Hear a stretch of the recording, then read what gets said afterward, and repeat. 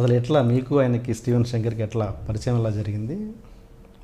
మాది సిద్దిపేట దగ్గర చిన్న పల్లెటూరు, మిట్టపల్లి. అమ్మ, నాన్న, 2 అక్కలు, నేను చిన్నోడు. అంటే చాలా అంటే ఒక పూర్ ఫ్యామిలీ. అంటే మామూలుగా ఒక పూట గట్క, ఒక పూట అన్నం. అంటే తెలంగాణలో గట్క అంటే ఫేమస్, మొక్కజొన్న. అలా గడుపుతున్న టైంలో నాకు చిన్నప్పటి నుంచి నటన అంటే విపరీతమైన ఇష్టం. ఎలా అంటే ఆ పీరియడ్లో ఊర్లలో వీధి భాగవతాలు ఆడేవాళ్ళు. వీధి భాగవతాలు ఆడిన తర్వాత సాయంత్రం వచ్చేసి ఆ క్యారెక్టర్లు, నేను 4-5 పిల్లల్ని వేసుకొని ఆ క్యారెక్టర్లు ఆడుకునే ప్లస్లు చేసేవాడిని. అంటే ఇంకా ఇంకా నేను, నా ఫ్రెండ్ ఉంటాడు ఒక అతను, మల్లేష్ అని, ఊర్లో మా గల్లీలో ఉంటాడు. వాడు రావాలంటే వాడు మెయిన్ క్యారెక్టర్ వేస్తానంటాడు, ఆడ పక్క క్యారెక్టర్ నాకు ఇచ్చేటాడు, రాజు నేను అనేవాడు. తర్వాత ఏదో నాకు అది ఇష్టం, ఇంకా ఆడుకోవాలి. 10 గంటలకు స్కూల్కి వెళ్ళి 4 గంటలకు వచ్చిన తర్వాత గవర్నమెంట్ స్కూల్, మేము చదివిందంతా మిట్టపల్లి గవర్నమెంట్ స్కూల్.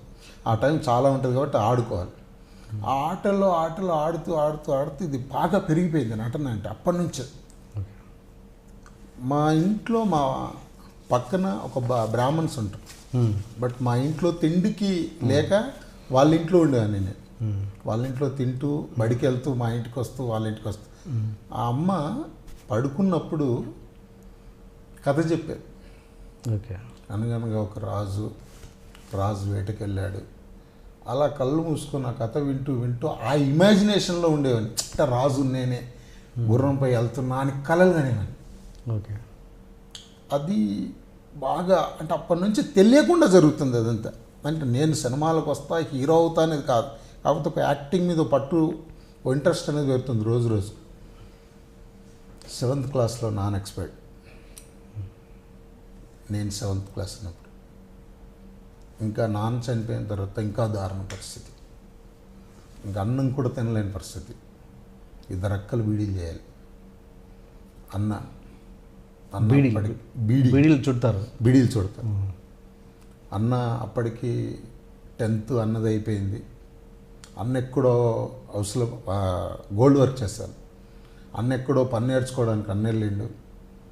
ఈ అక్కలకు చేదోడు వాదుడుగా బీడీలకు దారం కట్టేవాడిని స్కూల్ నుంచి రాగానే. అలా ఆదివారం నాడు వాళ్ళకు ఒక పూట అంత దారం కడితే మధ్యాహ్నం ఆడుకొని ఇవ్వడానికి వెళ్ళేవాళ్ళు. అలా ఇంకా చాలా స్ట్రగుల్స్. అప్పుడు బీడీలకు ఈరోజు 1000 బీడీకి 100 రూపాయలు ఎంత ఉంది, అప్పుడు 10 రూపాయలు. ఒక 100 బీడీలు చేస్తే 1 రూపాయి. అలా స్ట్రగుల్ అయ్యేవాళ్ళు. నాన్న చనిపోయిన తర్వాత నాకు గోల్డ్ స్మిత్ అంటే మంత్లీ మాస్క్ అని పెడతారు మా దాంట్లో. అది వచ్చిన రోజు ఈరోజు అన్నం తింటామని ఒక ఆనందం ఉండేది. ఏదో చేసి నిజంగా ఆ బాధ ఇంకెవరికి రాకూడదు. అలా ఆ రోజు అన్నం తింటామని ఏదో కొంచెం ఒక ఎగ్గు తీసుకొచ్చి దాన్ని తనకు పెట్టి దండం పెట్టి ఆ ఎగ్గులో 4 వేసుకొని తిని అలా సాగుతుంది. ఇంక ఇది కాదు, మనం ఇంక ఏమి చేయలేని పరిస్థితి. 2 అక్కలు మాత్రమే చేస్తున్నారని అప్పుడు కిరాణ్ షాప్లో జీతం అని నెలకు 150 రూపాయలు. ఒక 1 మంత్ ఈ సమ్మర్ హాలిడేస్లో అక్కడికి వెళ్ళిపోయి ఉన్న తర్వాత స్కూల్ స్టార్ట్ అయినాక 15 రోజులు కూడా అందులోనే ఉంటే మా అన్నకు తెలిసింది. మా అన్న అప్పుడు హైదరాబాద్లో వర్క్ నేర్చుకుంటాడు. వచ్చి పిచ్చానికి ఏమన్నా కనీసం 10th అన్న చదివితే లైఫ్ ఉంటుంది, 7 లాపేస్తే ఏముండదు అని మళ్ళీ ఆయన వచ్చేసి ఆ షాప్లో బంద్ చేయించి మళ్ళీ స్కూల్కి పంపించి అలా ఇంకా ఆ ప్రాబ్లమ్స్ పడుతూ తింటూ ఎండుతూ ఈ పక్క వాళ్ళు బ్రాహ్మణ్స్ అని చెప్పగా వాళ్ళ ఇంట్లో తింటూ ఇక్కడ అక్కడ అలా ప్రాబ్లమ్స్ 10th అయిపోయింది. 10th అయిపోయిన తర్వాత అప్పుడు మా అన్న 3 years తర్వాత గోల్డ్ వర్క్ నేర్చుకొని వచ్చేసి ఊర్లో షాప్ పెట్టి అవును బ్రదర్. మా నాన్నకి మంచి పేరు ఉంది. అంటే మా నాన్న చనిపోయేంత వరకు కూడా ఎవరికి 10 రూపాయలు అప్ప ఎవరికి లేడు తను ఏమన్నా ఐటమ్స్ ఇచ్చేటంటే అన్నీ అక్కడే ఉన్నాయి. చనిపోయింది తను. మా అన్న ఎప్పుడైతే వచ్చి దుకాణం పెట్టుకొని ఊర్లో వర్క్ నడుస్తుందో అప్పటి నుంచి ప్రశాంతంగా 2 పూటలు 3 పూటలు అన్నం తినేవాడు. మా అమ్మ, మా అక్క, నేను, ఆయన వచ్చి నుంచి. అప్పటిదాకా బట్టలు చిన్నప్పటి నుంచి సంవత్సరానికి ఒక డ్రెస్ పెట్టించేది మా అమ్మ. అది ఎప్పుడు దసరాకు, ఒక్కొక్క దసరాకు కూడా పట్టించేది కాదు. కొంచెం గుడ్డపేకి ఇచ్చి అది జేబులో పెట్టుకునేది. అంటే పరిస్థితి అది. మా అన్నకు పట్టించేది కాదు, మాకు పట్టించేది కాదు, అక్కకు పట్టించేది కాదు. అలా దసరాకు అందరు కొత్త బట్టలు వేసుకుని మనకి ఏదంత వేస్తే ఆ బట్ట జేబులో పెట్టుకున్నాం, కొత్త బట్ట సాటిస్ఫై బట్ట అన్నారు. అట్లా ఒక 2-3 దసరాలు గడిపిన నాకు తెలుసు ఆ చిన్నతనంలో. ఒక డ్రెస్ కుట్టిస్తే దాన్ని పెళ్ళిళ్ళకు ఎవరు పెళ్ళికి వెళ్తామో, ఏ పండుగ వస్తుందో ఏంటో అని అది వేసుకొని మళ్ళీ దాన్ని దాచిపెట్టుకొని, ఒకటి దండం మీద, ఒకటి ఒంటి మీద, అందరు సేమ్. అన్నది అలాగే ఉంటుండే, నాది అలాగే ఉంటుండే. ఈయన ఎప్పుడైతే పని నేర్చుకొని వచ్చిన తర్వాత కొంచెం రిలీఫ్ అయింది. మా దసరాకు బట్టలు పట్టించుకోవచ్చు. ఈ జర్నీలో దసరాకు మా అమ్మ ఎప్పుడైతే బట్టలు పట్టేయడానికి స్ట్రగుల్ పడుతుందో, మా దగ్గర ఒక హనుమాన్ టెంపుల్ ఉంటుంది రంగదాంపల్లి. దసరాకు రష్ ఎక్కువ ఉంటుంది అక్కడ. పంతులు ఒక్కడే ఉంటాడు. వాళ్ళు ఏం చేసేవాళ్ళు, దసరా రోజు గుళ్ళే ఉంటావారా, తీర్థం పెట్టుకుంటా అని చెప్పేవాళ్ళు. అంటే వాళ్ళకు నాకు బాగా క్లోజ్. సూపర్ అనుకొని అందులో ఒక నాకు తెలిసి హృదయకాలయం రిలీజ్కు ముందు వరకు కూడా ఆ గుళ్ళో ఎవ్రీ దసరా ఉన్నా. అప్పుడు పొద్దుంత బట్టలు వేసుకొని తిరగాల్సింది ఆ ఇబ్బంది ఉండదు. సాయంత్రం ఎప్పుడో 9 గంటలకు బయటకు వస్తాం గుళ్ళో నుంచి. అప్పుడు వేసుకున్నా వేసుకోకపోయినా అది గుడికి వచ్చే భక్తులు నన్ను పంతుల్లాగా చూసి వాళ్ళు హ్యాపీగా ఫీల్ అయ్యి వాళ్ళకి తీర్థం పెట్టడం మొత్తం గుళ్ళోనే ఉండేవాడిని. ఒక 10 దసరాలు, ఆ 10-12 దసరాలు అలాగే ఉన్నాను నేను. ఇదంతా జరిగిన తర్వాత అన్నయ్య వచ్చి షాప్ పెట్టుకున్న తర్వాత ఇంకా నా 10th అయిపోయింది. 10th అయిపోయిన తర్వాత ఇది కాదు, ఇంకా అన్న పని చేస్తాను, ఇంకా మనం వద్దు అని డ్రైవింగ్కి వెళ్ళిపోతా అని చెప్పి. డ్రైవింగ్ ఎక్కడైనా చేసుకోవచ్చు, ఏదన్నా హైదరాబాద్ ఎటో పోయి చేసుకోవచ్చు, ఎటో వద్దు అని అన్నీ మళ్ళీ తిట్టి తన చేతి కింద వేసుకొని వర్క్ నేర్పించి పట్టుగొలుసులు చేసేవాడిని. పట్టుగొలుసులు, మట్టెలు అలా అన్న చేతి కింద పని చేస్తూ అలా ఒక 2 సంవత్సరాలు గడిచిపోయిన తర్వాత ఈ పని వీడు ఎన్ని రోజులు ఈ వెండి పని చేస్తాడు, ఇందులోకి కొంచెం ప్రొఫెషనల్ వర్క్ నేర్పిద్దాం అని చెప్పి రాళ్ళ పని అనేది ఒకటి ఉంటుంది, దాన్ని నేర్పించాడు. 1 ఇయర్లో నేర్పించి షాప్ పెట్టించాను సిద్దిపేటలో. ఓకే. 2,000 రూపాయలు రెంట్ షాపు, 5,000 రూపాయలు పెట్టి సామాన్లు కొనిచ్చి షాప్ పెట్టి అప్పుడు నేను సంపాదించడం మొదలుపెట్టినా. అప్పుడు ఇంకా నేను కొంచెం 50 రూపాయలు సంపాదించినా 100 రూపాయలు సంపాదించినా నాకు వస్తున్నాయి. పొద్దున టిఫిన్ కట్టుకొని ఆటో ఎక్కి వెళ్ళిపోయి పనంతా చేసుకొని సాయంత్రం మళ్ళీ రావడం. ఈ జర్నీ జరుగుతున్న టైంలో సిటీ ఛానల్ ఒక యాడ్ వచ్చింది. సిటీ ఛానల్లో సీరియల్ తీయబడును, నూతన నటులు కావాలి. అప్పుడు మళ్ళీ సమ్మలేసింది. ఎస్, మళ్ళీ ఒక రూట్ దొరికింది. సిద్దిపేట మనకు పెద్ద ప్రాబ్లం కాదు, వీళ్ళు ఇక్కడ తీస్తా అంటారు. ఆడిషన్కి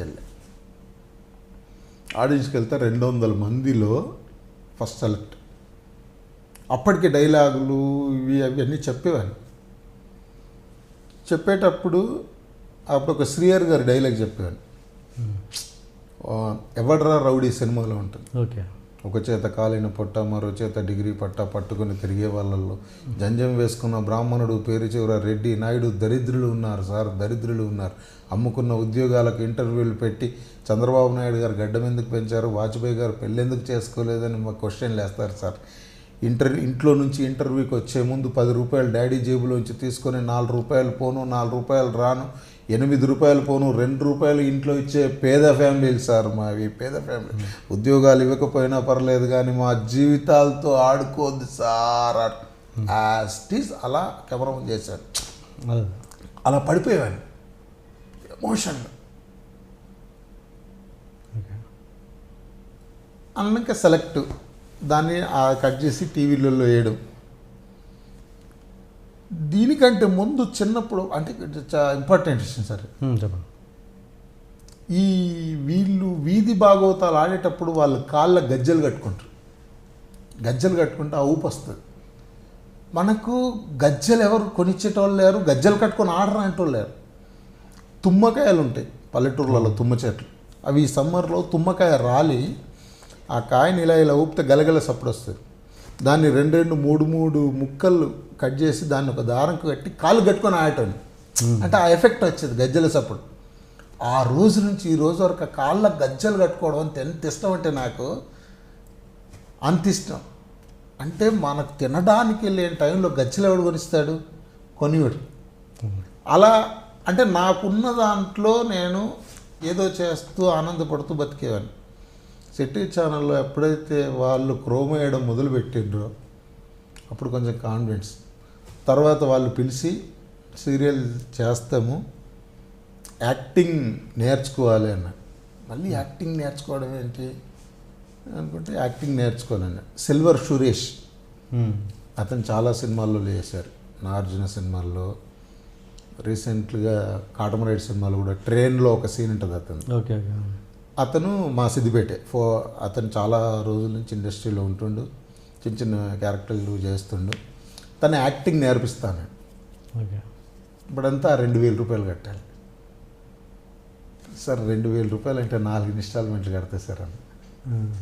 2,000కి 4 ఇన్స్టాల్మెంట్ కట్టడిందే, ఒక్కసారి కడితే రా, లేకపోతే లేదండి. 5 రోజులు వెళ్ళా. 6వ రోజు చెప్పాడు డబ్బులు ఇస్తే రా అమ్మ, లేకపోతే లేదు. డబ్బులు ఎవరిని అడగలేము, అన్నను అడగలేము. యాక్టింగ్ నేర్చుకుంటే 2,000 అని ఇంకెవరు మనకి ఇవ్వరు. సరే అని చెప్పేసి నేనే 2,000 రూపాయలు తీసుకుపోయి సురేష్ గారికి ఇచ్చిన తర్వాత 3 నెలలు ట్రైనింగ్. అండ్ సమ్మర్ 45 రోజులు, ఈ సమ్మర్ హాలిడేస్ ఉంటాయి కదా, పిల్లలందరూ వచ్చేవాళ్ళు. వాళ్ళతో పాటు యాక్టింగ్. అతను ఒక బుక్ ఇచ్చాడు. బుక్ ఇచ్చి డైలాగులు నేర్చుకోండి, చెప్పండి.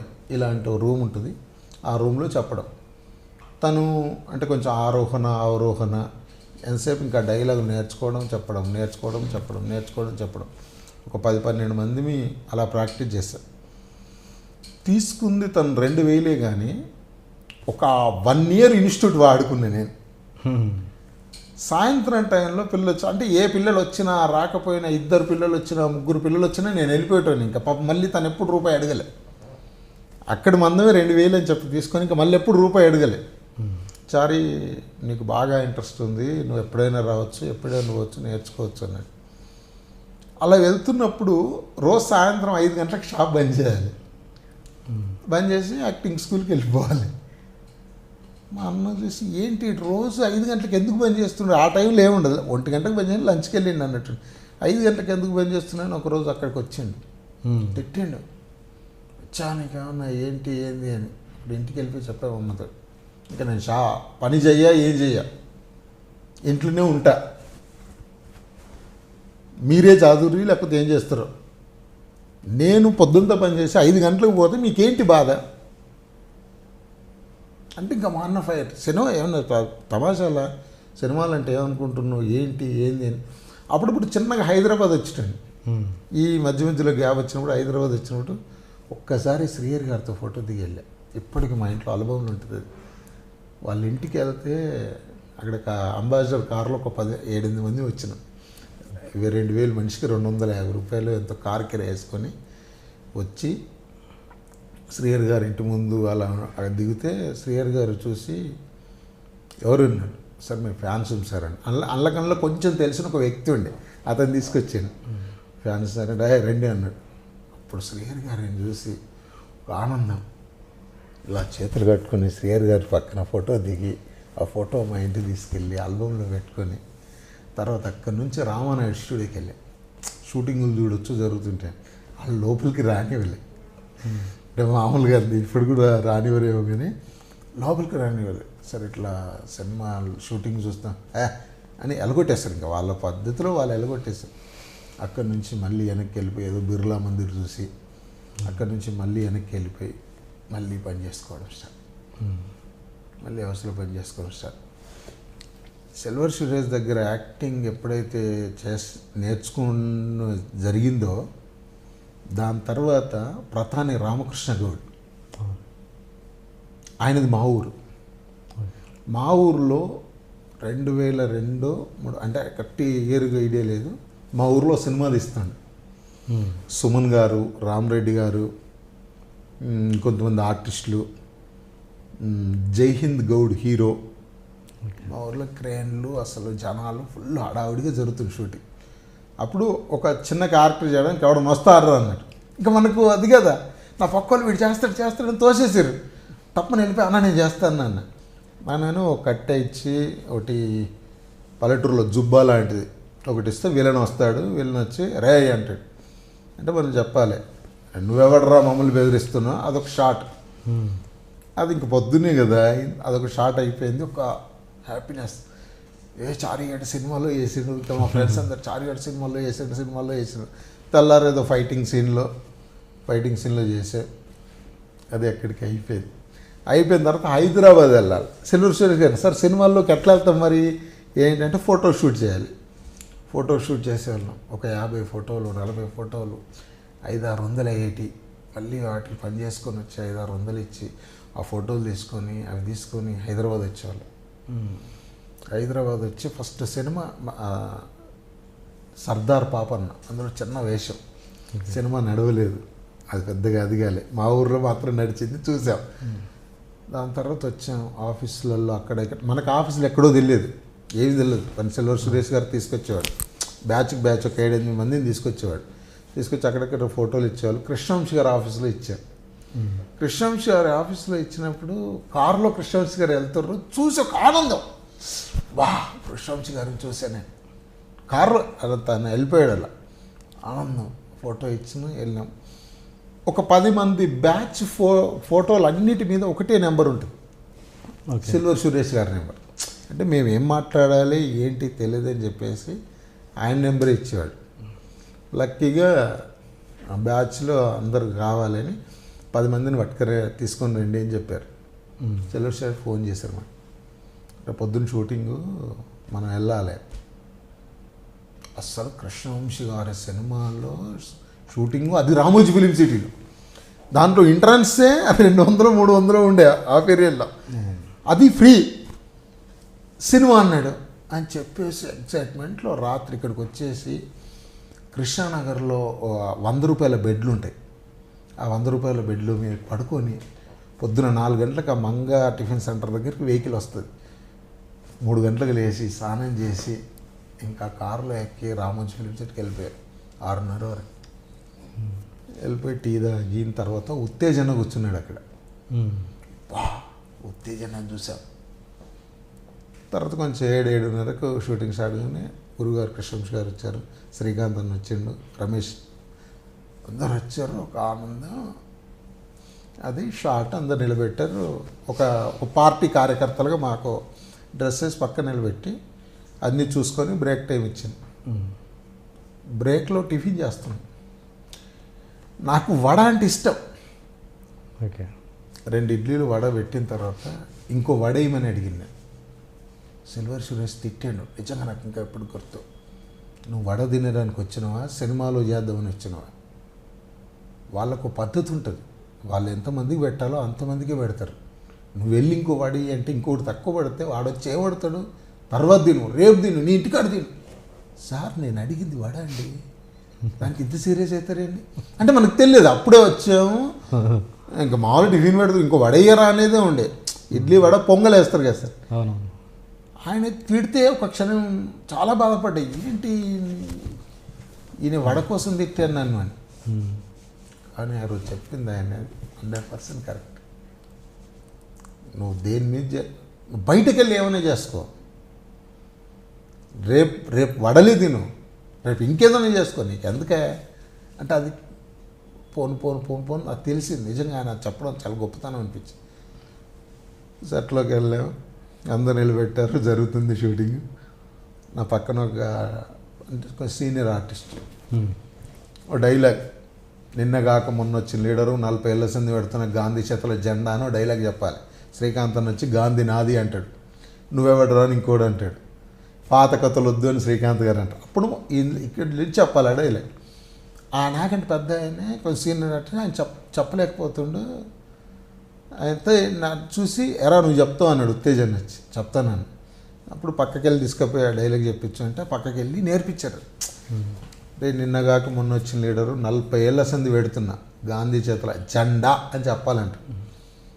ఒక్కసార్లు అనుకుని చేసి ఇంకా చెప్పేశా. నిన్నగాక మొన్న బాగా ఆవేశంగా చెప్పేశా. సూపర్ రా బాగా చెప్పాడు అనుకున్నాను. అది అయిపోయింది.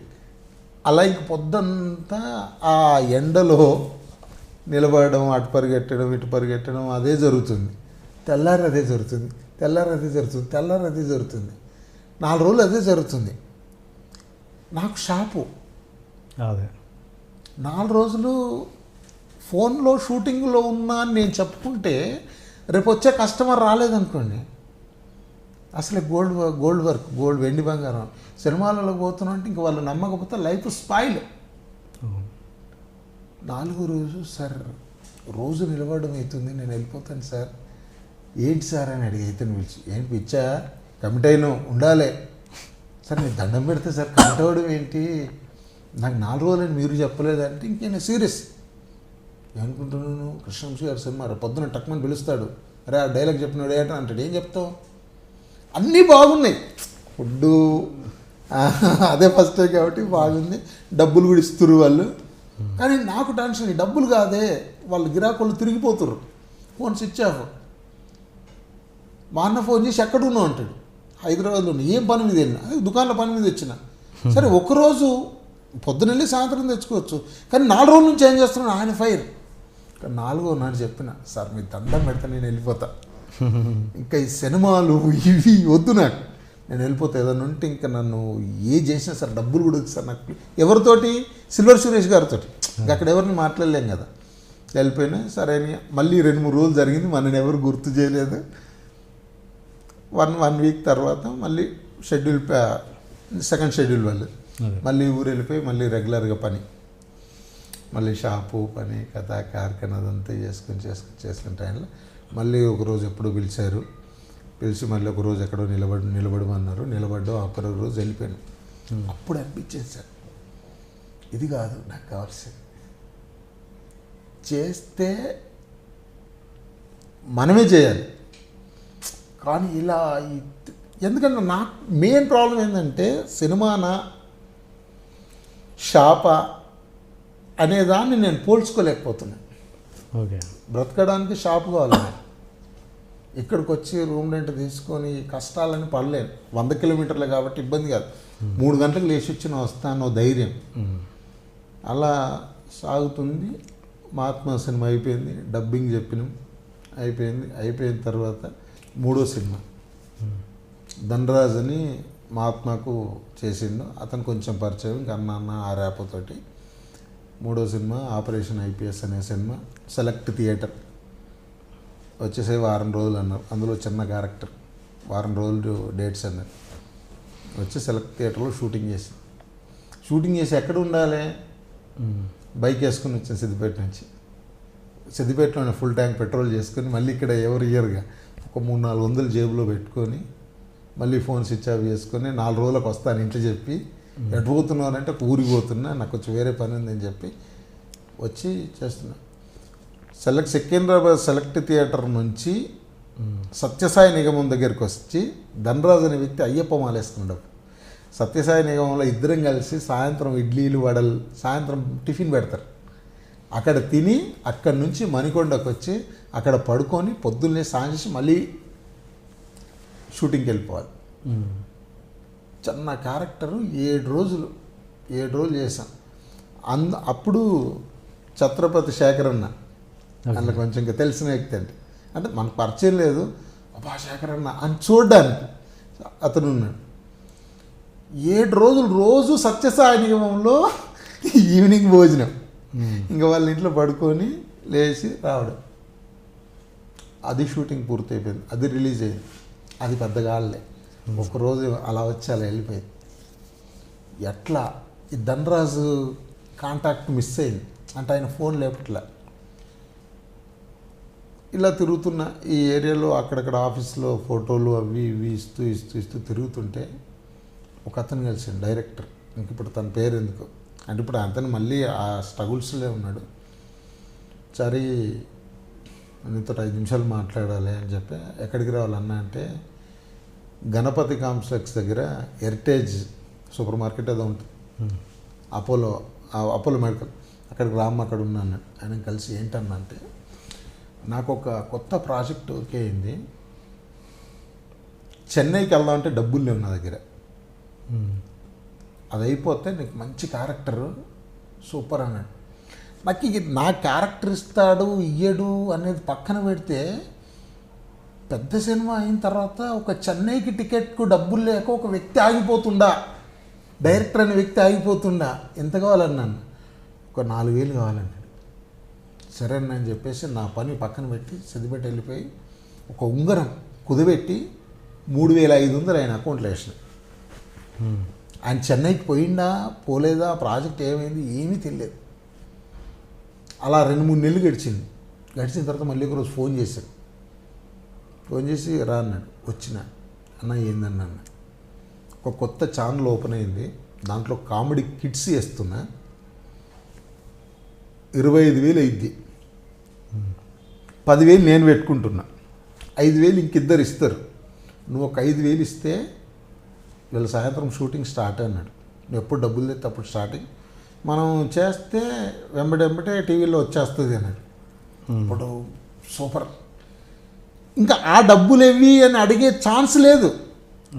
సరే ఏమైందేమో లే, ఆయనకు అంత పెద్ద సినిమానే ఆయన ఫ్యూచర్ ఎక్కడ ఆగిపోయింది, మళ్ళీ ఈ 3,000 ఏమడగలని కాముకొని మళ్ళీ 3,000 తీసుకొని ఇచ్చిన.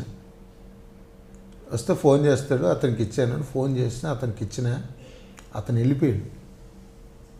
సందీప్ సూపర్ మార్కెట్ యూసుఫ్గూడ బస్తీలు ఉంది, 11 గంటల నుంచి 4 గంటల దాకా ఆనే ఉన్నాడు. వస్తాడేమో ఫోన్ ఎత్తాడు, ఫోన్ లేదు ఏం లేదు, అయినా నాకు అది రావట్లేదు. ఇంకా వస్తాడేమో చేస్తాడు, టీవీలో అన్నాడు 2-3 రోజులలో వస్తుంది అన్నాడు. అక్కడి నుంచి ఇంకా రాలే అతను, ఫోన్ లేపడు, రాలే, వెళ్ళిపోయాను. మళ్ళీ సిద్దిపేట వెళ్ళిపోయాక 2 రోజులకు ఫోన్ చేసి, తమ్ముడు బాగా ప్రాబ్లం అయింది, షూటింగ్ చేస్తుంటే పోలీసులు డిస్టర్బ్ చేసి కెమెరా లాక్కెళ్ళారు తమ్ముడు అంటే, అయ్యో అన్న అది పెద్ద ప్రాబ్లం కదా, ఈ 3,000 ఏముంది మళ్ళీ నేను చేసుకోవచ్చు అనుకొని అలా బాధపడి అది అలా జరిగింది. దాని తర్వాత ఒకరోజు రాత్రి ఇట్లా ఇంకా చాలా ఫోటోలు ఇక్కడికి నీయడానికి వెళ్తే ఏంటి అక్కడ ఎవరూ తెలియదు, ఆర్టిస్టులా ఆఫీస్ బాయ్లా, సార్ ఆర్టిస్ట్ అని సార్, అవునా ఫోటో ఇచ్చేళ్ళాము. ఆఫీస్ బాయ్ నెంబర్ తీసుకొని సార్ అని మాట్లాడితే కూడా ఆడు మాట్లాడేటోడు కాదు. చాలా ఫిలిం నగర్లో సాయిబాబా గుడి ఆ సందులో ఒక ఆఫీస్ ఉండేది, దానికి వచ్చిన తర్వాత అతను ఫోటోలు చూసి ఏం చేస్తున్నారంటే గోల్డ్ వర్క్ చేస్తా, సరే అమ్మా అని చెప్పేసి నువ్వు ఒకసారి రేపు రమ్మన్నాడు. మళ్ళీ ఇవాళ వెళ్ళి సిద్దిపేట వెళ్ళి మళ్ళీ రేపు రావాలనుకొని మళ్ళీ వచ్చిన తర్వాత కూర్చొని కాఫీ తెప్పించి కూర్చోబెట్టాడు. నాకు అర్థం కాలే, కాఫీ తెప్పించి ఒక ఆర్టిస్ట్ నేను, నాకు కాఫీ తెప్పి కూర్చోబెట్టాల్సిన అవసరం ఏముంది. అప్పటికి ఎక్కడో చిన్న డౌట్. సరే అంటే నీ ఫొటోస్ బాగున్నాయి, నువ్వు కొంచెం కనుక క్లిక్ అయితే రోజు 5,000 10,000 తీసుకుంటారు, భలే ఉన్నాయి నీ ఫోటోలు అనేవాడు. ఓ సూపర్, అవునా, ఇంకా నాకు 5,000 10,000 డబ్బులు కనిపించట్లేదు, నిజంగా అంత బాగున్నాయా, నిజంగా అవకాశం వస్తా, నేను సినిమా చేస్తున్నా, నిన్ను స్క్రీన్ టెస్ట్ చేయాలి, 3 చేస్తున్నా, ప్యాకేజీలో 6 లక్షలకు మాట్లాడినా, నీతో ఎంత అయితే అన్నాడు. ఒకసారి షాక్. సార్ నాతోటి 6 లక్షలు అంటే నాతోటి ఇంకా అంతగానో డబ్బులు పెట్టేది కాదు సార్, మీరు గోల్డ్ వర్క్గా చేసేదంటే నేనేం వర్కర్ను, అవతలకు ఎవరు చెప్పినా ఇంకా నాకు పెద్ద షాప్ ఉందేమో అనుకొని వాళ్ళు వదులుతుర్రు. కాదు సార్ నాతో అంటే డబ్బులు ఎంత అయితే, 1,00,000 అయితాయా, 1,00,000 కూడా కష్టం సార్ అని నేను చెప్తాను సార్, ఊరు వెళ్ళిన తర్వాత చూసుకొని చెప్తానని అలా నడుచుకుంటూ వస్తుంటే ఫిలిం నగర్ చౌరస్తాలో బస్ కోసం వెయిట్ చేస్తుంటే తాగుబోతు రమేష్ అన్న కలిసాను. అప్పుడు ఇంకా మహాత్మతో కొంచెం రేషం, అన్న నమస్తే అన్న అంటే, ఆ తమ్ముడు చెప్పు అంటే చెప్పా, అన్న నిజమేనా ఏదో స్క్రీన్ టెస్ట్ అన్నారు, అతను అది డబ్బులు అడిగాడు అన్న అంటే, ఎవడు అన్నాడు, ఇంక నేను పలానా వ్యక్తి అని చెప్పలే.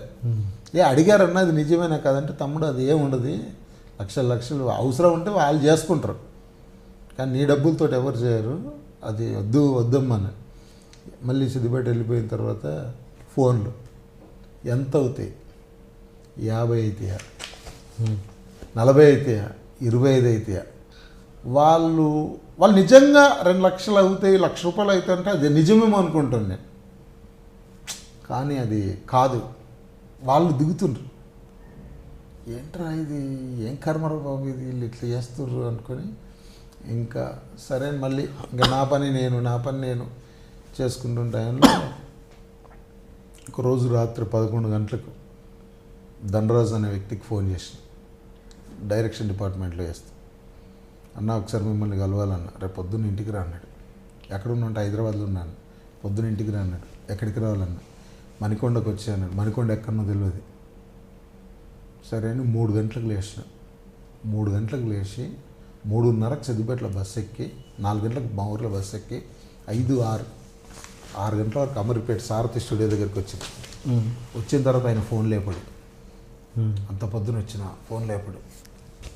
అంతకుముందు ఒకరోజు ఆయన నాటకం రిహార్సల్ జరుగుతుంది, ఆర్టీసీ ఎక్స్ రోడ్లో వచ్చి ఫోన్ చేయండి.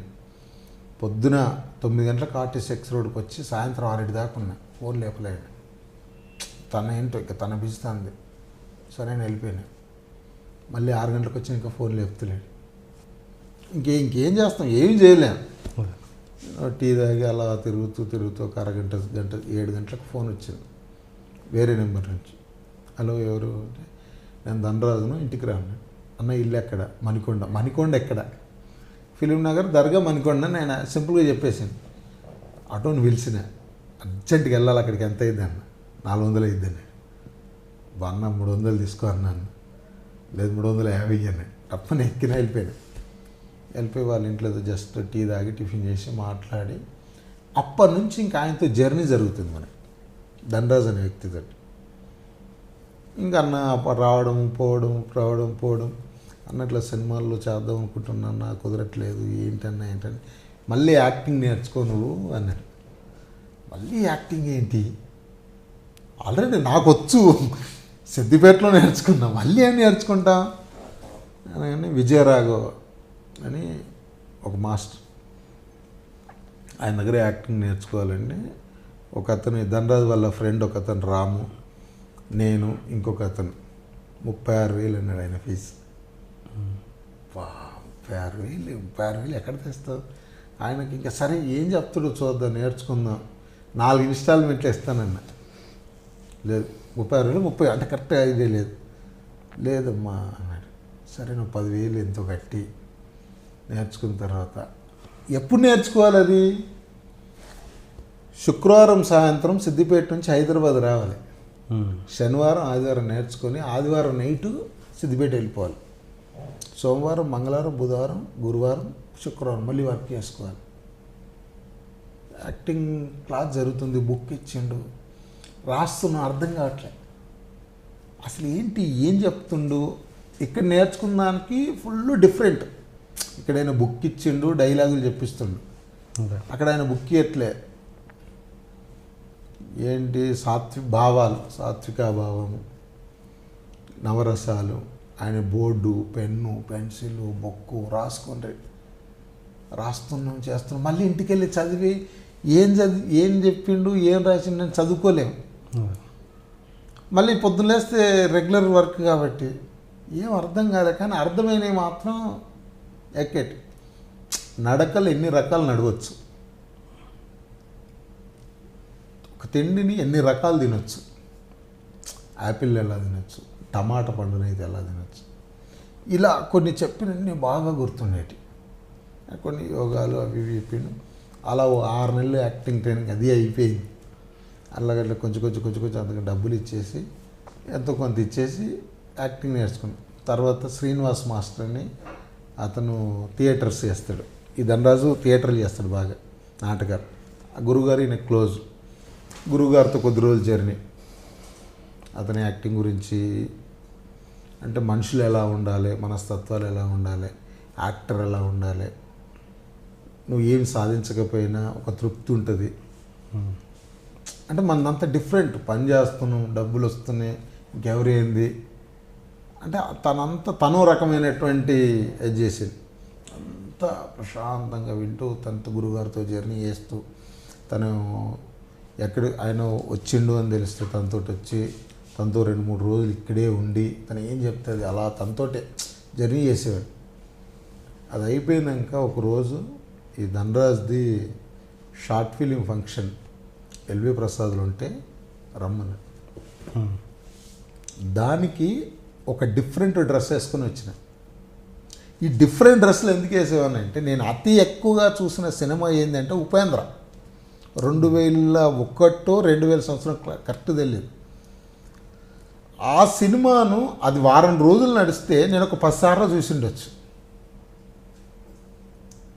ఆయనే వేషధారణ అదంతా చూసి సిద్దిపేటలో వేసుకొని తిరిగితే ఒకరోజు నన్ను పోలీసులు అరెస్ట్ చేస్తామని చెప్పారు. మళ్ళీ కనపడితే లోపల వేస్తామన్నారు. జుట్టు యాస్టేజ్ పైన జుట్టు కట్టుకొని, లేడీస్ పంజాబ్ డ్రెస్ది పైది వేసుకొని, షూ వేసుకొని, అప్పటికి జనాలు గుర్తుపడుతున్నాను. ఏ అడుగుతుండ్రా. కానీ నాకు ఫ్రెండ్స్, నాకు తెలిసిన వాళ్ళు దగ్గరికి రావట్లా. ఓకే, అమ్మ ఇటు పిచ్చాడు రా, ఇవ్వడం చూస్తాడో ఏమో అని వాళ్ళు ఇలా తిప్పుకుంటే జనాలేమో ఫుల్ అదిగా ఉన్నారు. ఇంకా అది బాగా అలవాటు అయిపోయింది. ఉపేంద్రలాగా తిరగడం, ఉపేంద్రలాగా చేయడం, ఉపేంద్రలాగా. ఆ ఎల్వి ప్రసాద్లో ఆ జుట్టు, ఆ స్టైలు అదంతా చూసి అప్పుడు ఈ ధనరాజన్నకు రవీంద్ర తేజస్వి అని ఒక అతను ఉంటాడు. హృదయకాలం సినిమాలో కంప్యూటర్ కనిపెట్టే దగ్గర క్యారెక్టర్ కంప్యూటర్ ఉంటాడు.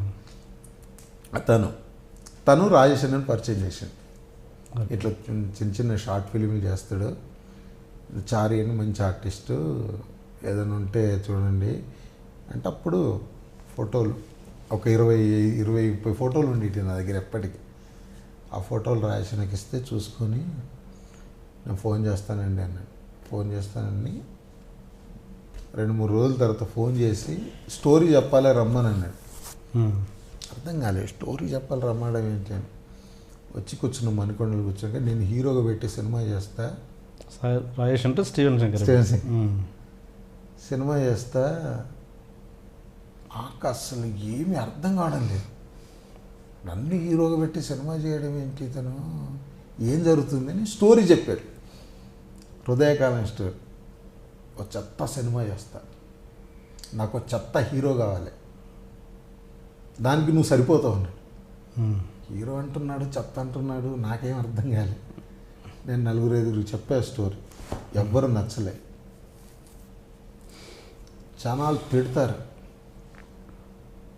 లిటరల్గా తిడతారు. దీంతో నీ సినిమా కెరియర్ పోవచ్చు, మళ్ళీ నీకు ఎవరు అవకాశాలు కూడా ఇవ్వకపోవచ్చు. ఇవన్నీ చెప్తుండు కానీ నాకు ఇవేవి ఎక్కట్లేదు. సినిమా చేస్తా అంటుండు.